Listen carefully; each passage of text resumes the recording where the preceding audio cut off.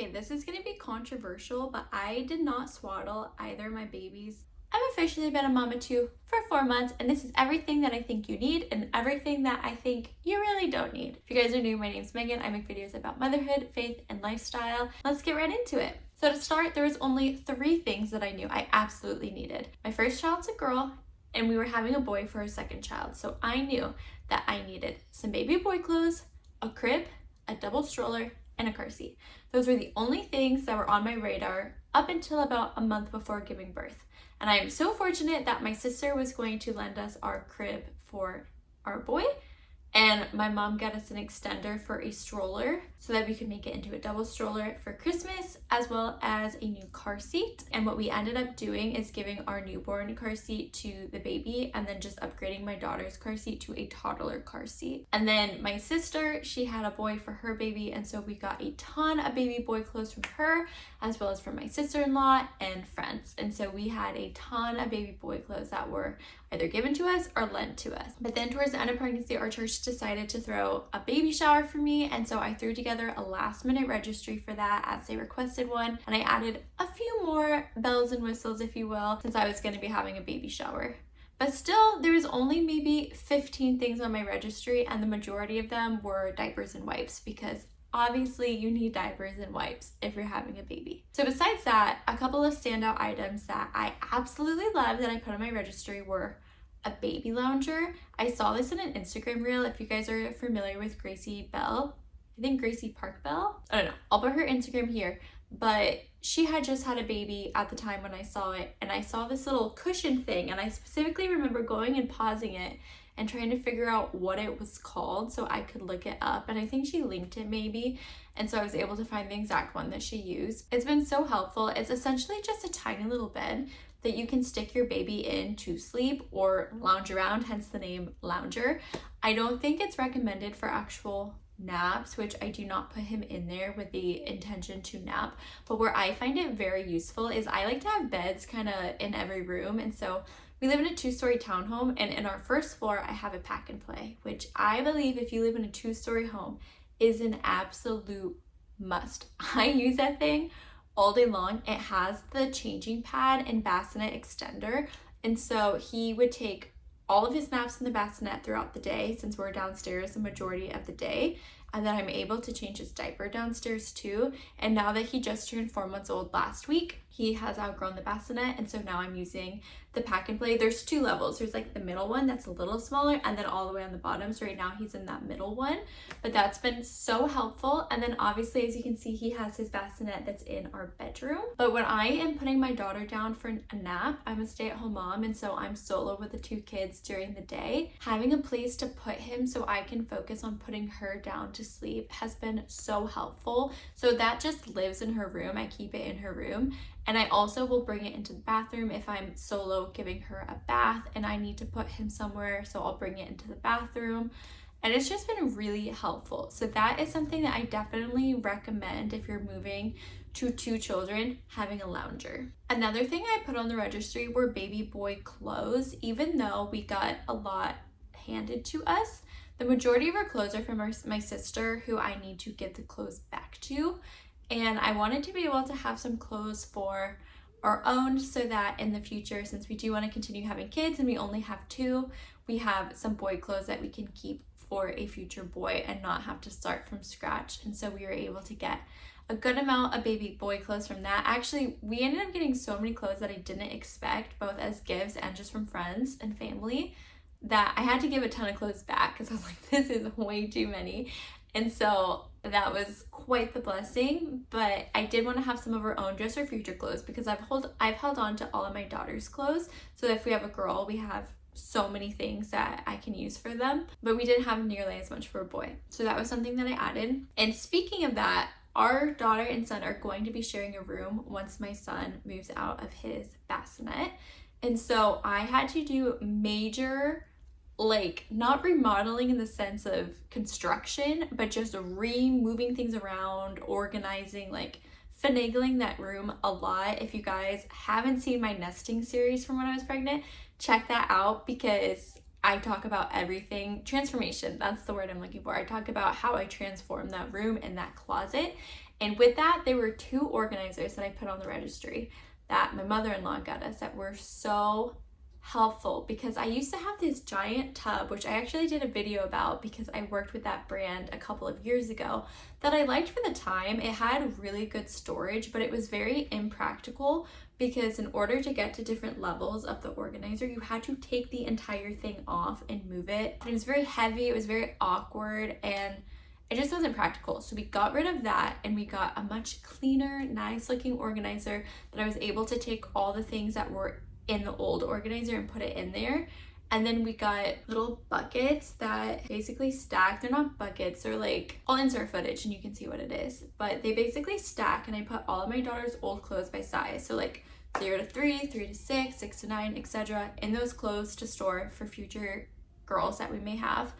And then at the top we have like swaddles, bibs, just all sorts of baby things that I was gonna need to access in there. And those were so helpful, and to this day it just keeps that closet really organized and really nice. So I'm thankful that I was able to add those and get those gifted to us.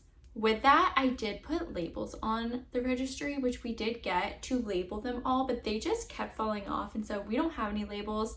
I do think if I was able to get either better quality labels or just the storage bins, if I got a material that maybe were more sticky for that, that would have been helpful, because some of it I remember, some of it I don't. When I do get pregnant again in the future, Lord willing, I will have to figure out what's in all those buckets, which won't take me that long. I mean, it's just like 8 of them, 4 stacked, but the labels are obviously they help make it more organized. Another thing that I was able to put on my registry that we got gifted to us, which I've also loved, is a new breast cover. With Isabella, my first child, I had one, but it barely covered anything. Like, it was just like, I don't know, it just went slightly over my chest, and she hated having something on top of her, and she was constantly whipping it. And so I felt like I could never nurse in public because I would just expose myself to anyone anyway. And so I was constantly in only nursing friendly clothes when I was out in public. And I remember in the church nursery, I wouldn't even use a cover. I would just pull it out because I didn't want to be embarrassed having her cry and flail with everyone around me.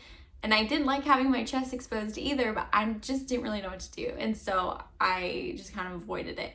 So with this time, I knew I wouldn't be able to get away with that as much, because I'd always just go into another room or go in the car if we were at a restaurant or something. And I knew I'd be on the go a lot more because I already had a toddler.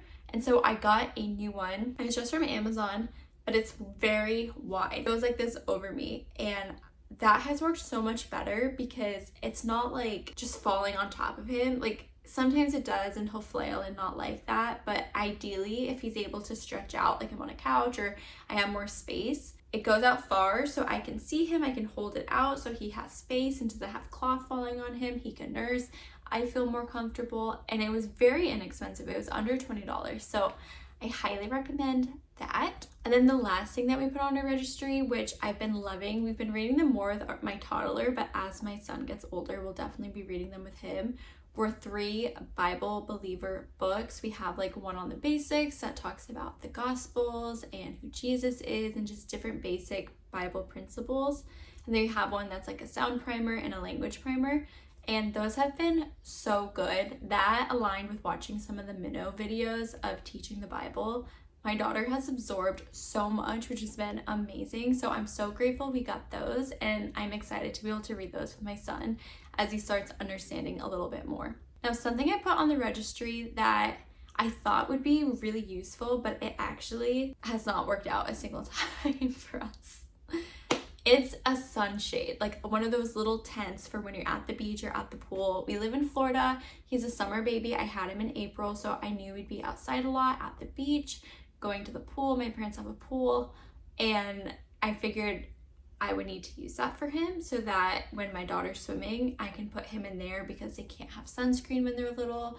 I don't want him to get sunburned, but it just really hasn't worked out because every time we put him under it, he just wants to nurse the whole time. Like, it's just hot, it's in the 90s, and he just wants to be held nursing the entire time.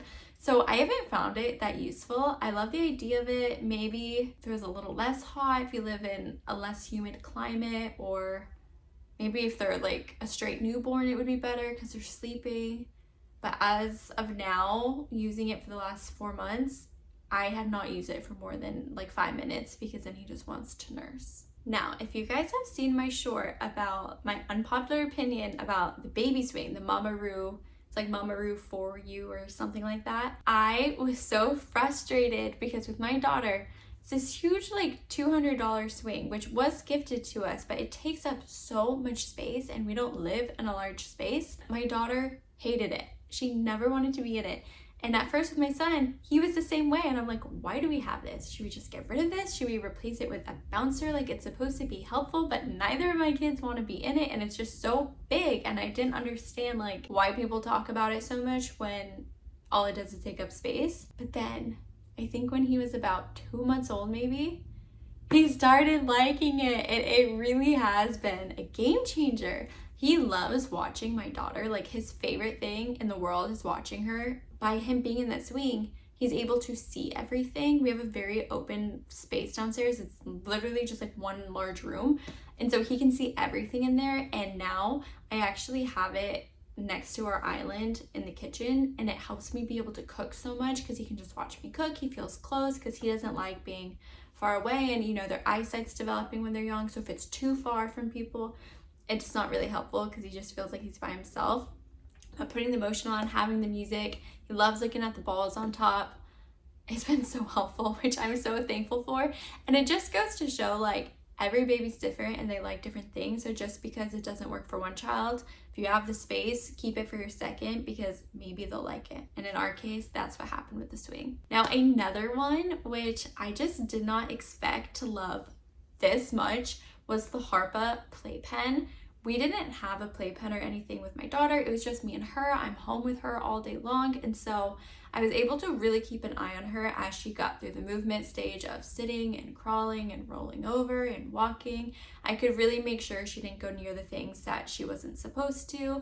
We put baby locks on the things that we really didn't want her going into, and I didn't want to constantly move her away from, like, the drawers in the kitchen, things like that. We also have stairs, so I really had to be on top of making sure that she wasn't around those things, but I was able to do that because it was just me and her all day long. Well, now that we have two, it's a little bit of a different story and I'm juggling a little bit more. So having a playpen with like a contained space for him to be in, and I don't have to worry about, is he going near something he's not supposed to? Is my daughter giving him something he might choke on? Because he's in that stage where everything's going in the mouth right now. Has been so nice. And honestly, we got it with the tiles underneath too, like a little play mat. I did have a cushiony rug, which was okay, but something I didn't expect about the cushiony rug is that it gets food trapped in there, or just anything. Like when I push the stroller over it to go outside on a walk, the debris from outside that gets on the wheels is now on the rug. When my daughter's eating a snack, as much as I try to get her to eat at the table, she's 2, crumbs get all over the floor and it is impossible to get out.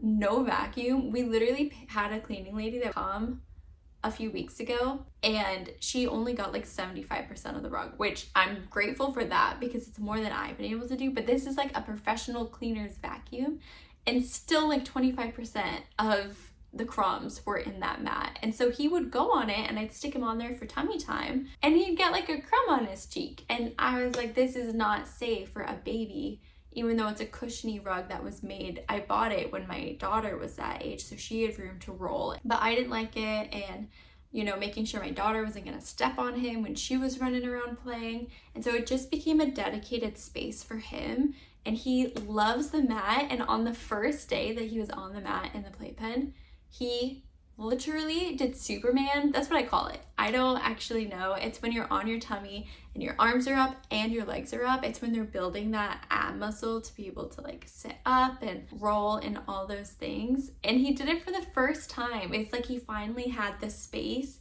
and the cushion and support where he felt like he could do that, which was so exciting. And when he was on his tummy, we always put little toys in front of him. He actually reached for the toy for the first time, so that was really exciting. And he's been rolling over, not fully, he can only go like halfway, but he doesn't roll over consistently. He's very much in the learning process of that still. So by having him on there, I like put him on his tummy and I went to grab something and I came back like 30 seconds later and he was on his back. So he's definitely loving it. He's doing these little 360 turns on there and it's just been really sweet. Now, a few things about having the playpen that I didn't expect, because I expected him to like it, have this dedicated space and have it be good for him as he's rolling over and soon hopefully will be learning to sit and crawl, is how much my daughter was gonna like it. At first she was actually really jealous, and because I didn't want her in there, I wanted that to be his space, and she got really sad because it's this play area that her brother gets to be in and she doesn't get to be in. And I decided, you know what, as long as we make sure like no food or drinks are allowed in there and we keep it a safe space for him to still move around, why not? And it reinvigorated her like love for play so much more. Like, we put her slide in there, we have his play mat, she wanted her little chair in there, she's brought like all of her toys from the basket into there. It's like this really fun space for her now, and they get to play together, and then she's really close to him to be able to see and watch, so that what makes him want to be on his tummy even more. And it's just been so sweet, and it's contained a lot of the play stuff in there, whereas before it was like the whole downstairs was the play area and there's toys everywhere and it was hard to pick up. But now it's like all contained in this one space, which aesthetically looks better and it's just more practical for picking up, and they're able to play together more. It creates this like playful space for them, so that's been really amazing. And then what I definitely didn't expect is how much it like elevated how our downstairs looked. It's very chic. A lot of kids things are eyesores. They don't look nice. The play tent, the ball pit, giant like unicorns, giant Minnie Mouse dolls, like they're just giant bright pink polka dot designs. They're just eyesores. That's just what it is. And because our downstairs is just one large open space, it's all you could see when you went downstairs. And my husband and I were constantly like, what can we do to elevate this space? This is so chic. It's like a tan wood color, and our downstairs is very like farmhouse. Like, as you can see, our bed frame, our hamper, we like those wooden textures, baskets. Our couch is white, so it went with the aesthetic of our downstairs so well. We put it in the corner so that we can have a walking space, because the play rug we had before, you can obviously walk on it, and so this, we wanted it out of the way, and it kind of forced us to do our downstairs, like re-lay out things, and it actually looks so much better. Somehow it's just become so much better and less of just one giant messy playroom.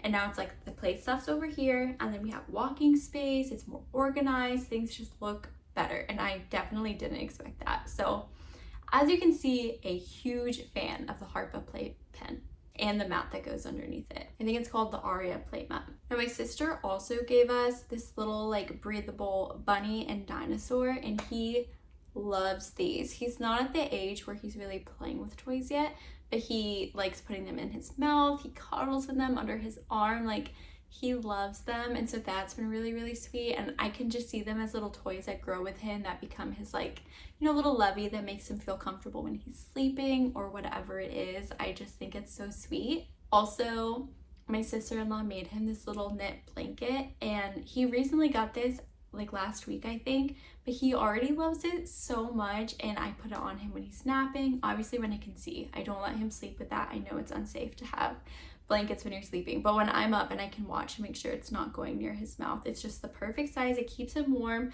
because you know, during the day we have AC and he's not in his PJ, so he can get colder, and it's the perfect thing for him to wear. Also, a play mat. I highly recommend a play mat. They are 100% worth it.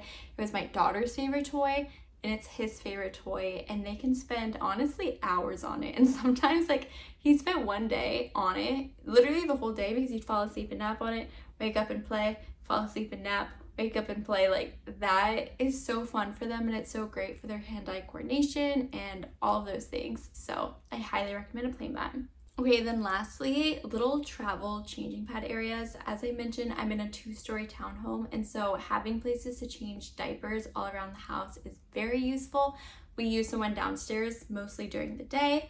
I have one in my daughter's room, which I never use anymore because she's too big for it, and he's not in her room often, although they'll be sharing a room, so that will come in handy once he's in there.